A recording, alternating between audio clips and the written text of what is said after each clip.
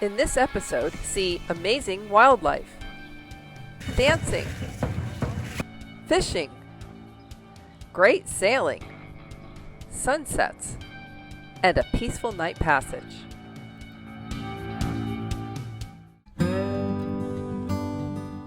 We're Charlie and Leanne, a couple from California who left our cushy suburban life to spend the next several years cruising around the Pacific Ocean on our boat, Juliet. And our little dog, too.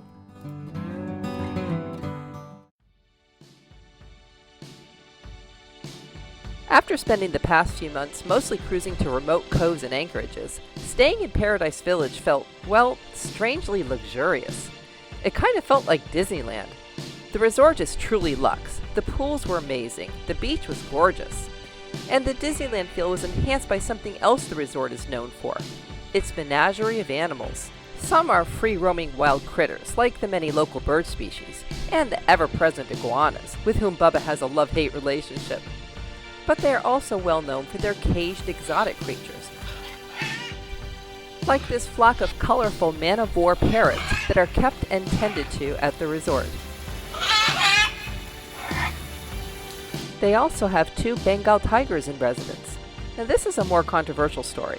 The resort explains that the owner and developer of Paradise Village somehow rescued a tiger cub seized from a drug lord. They say they created a paradise for their eventual family of Bengal tigers, many of whom were rescued and rehabbed. The 2 tigers here now in residence are named Daisy and Duke, and live in a series of 3 connected cages open to the public for viewing and education.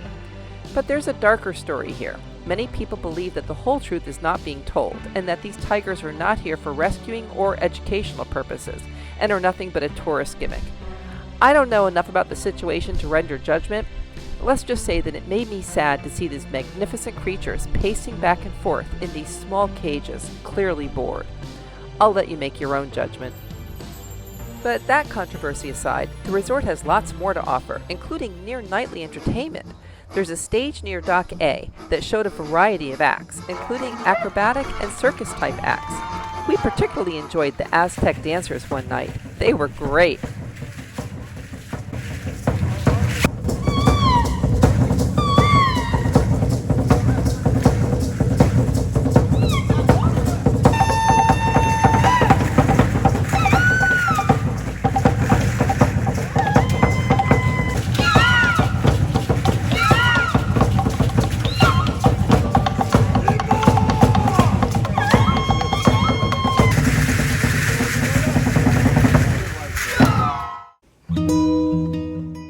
We also enjoyed just hanging out in our cockpit in the mornings as the sun rose, watching the fishermen on small pangas fishing in the small harbor right behind us.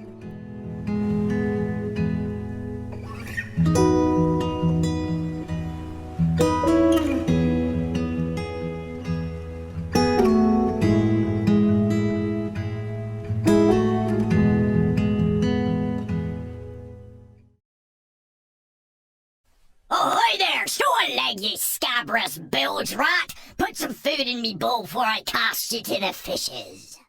Over the months of our cruising in Mexico, Bubba's coat had grown out quite a bit. And now, moving into the summer months, it was getting hotter. So, time to get shorn. I took him to a vet in Puerto Vallarta and asked for a trim. I had no idea they were going to do this to him.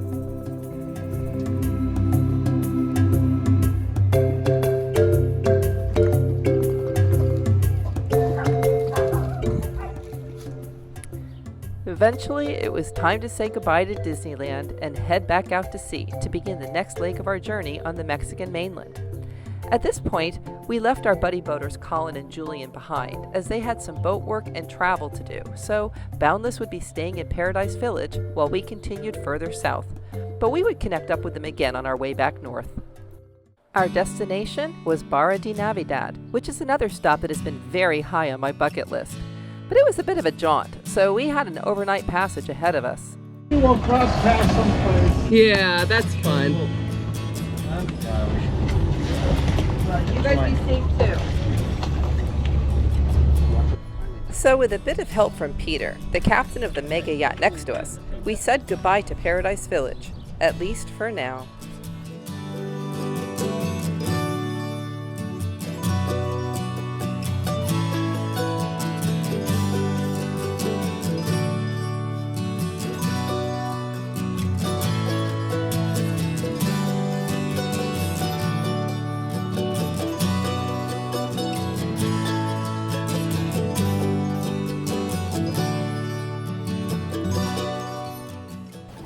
3 o'clock in the afternoon and the wind just started picking up. We've got about 9 knots of wind and we're sailing along at about 4.5 knots, 4.6, 4.7. So that's actually very comfortable. We're on a broad reef, so the wind's coming from behind us there, and we're going that way. We're going that way. We're basically going south, and we'll be tacking out away from the coast a bit, so we're going to have to jibe at some point to tack back in, probably around the middle of the night. But anyway, this is really nice, and it's nice to get the sails back up. You know, we motored for, oh God, well, since we left at about 9:30 this morning, we've been motoring, so we just got the motor off, which is great. It's so nice to not have all that noise, you know.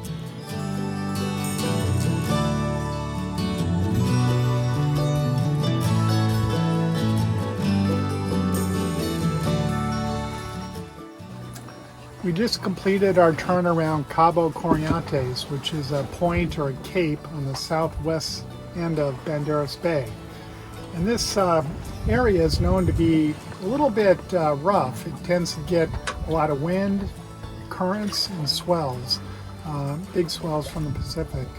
But we lucked out. It's a pretty mild day. The wind's 8-9 knots of wind, and the swells aren't too bad. The current seems pretty mild as well. So we're just having a beautiful sail going now down the coast.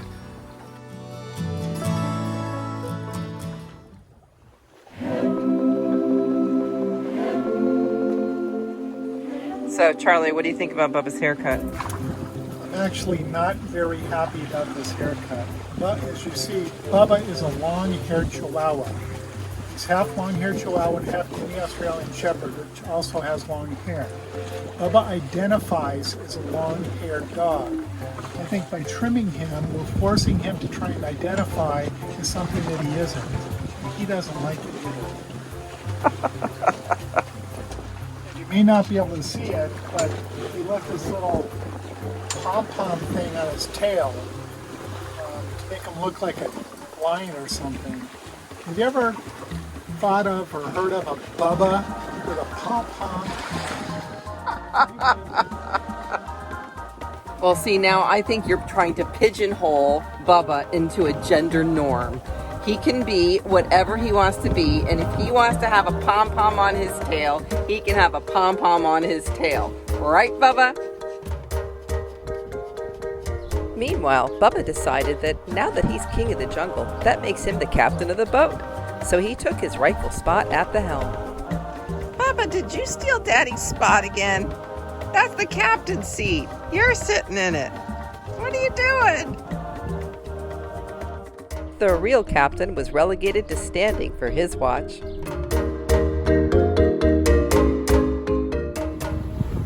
Sailing from Banderas Bay down to Bar de Navidad. Here's my crew, hard at work.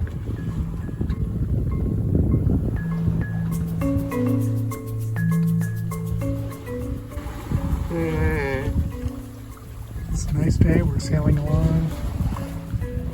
Sailing at 5 knots, we got 10, 11 knots of wind. Broad reach. We're about 6 miles off the coast.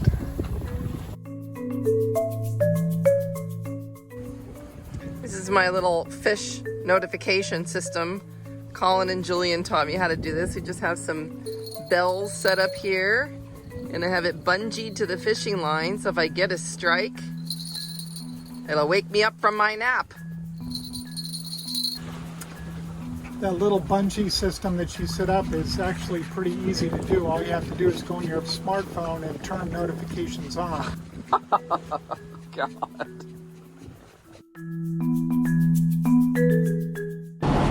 Okay, hand me my gloves, which are in Bubba's bed there. Thank you. Yep. Finally, I'm starting to catch fish. I started out this journey intending to frequently add to our food stores through fishing, but so far with minimal success. But things are finally picking up. Well, that's something. I don't think that's a skipjack. That's something with it. And there's enough meat on there to eat. I caught a fish! This was not a skipjack, which are undesirable for eating, but a striped bonita, which is in the mackerel family. It's a slightly stronger tasting fish than some others, but very popular in the Mediterranean. Marinated in olive oil, lemon juice, garlic, and smoked paprika, and then grilled. It's really delicious. As we continued down the coast, the wind held at around 10 knots on a broad reach, and the sailing couldn't be better. The sun's going down, and there is something a little unsettling about the sun setting when you're this far out to sea, and you know that you have a night of sailing ahead of you. I know that I'm not going to get much sleep. I've got the first watch.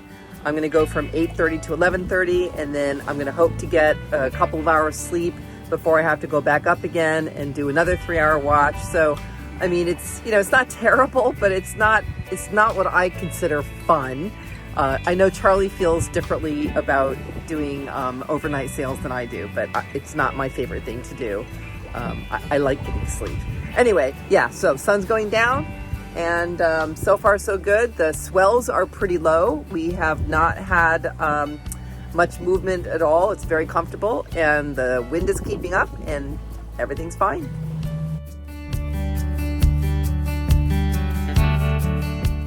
Once the sun set, the nearly full moon rose right behind us, brilliantly illuminating the cockpit.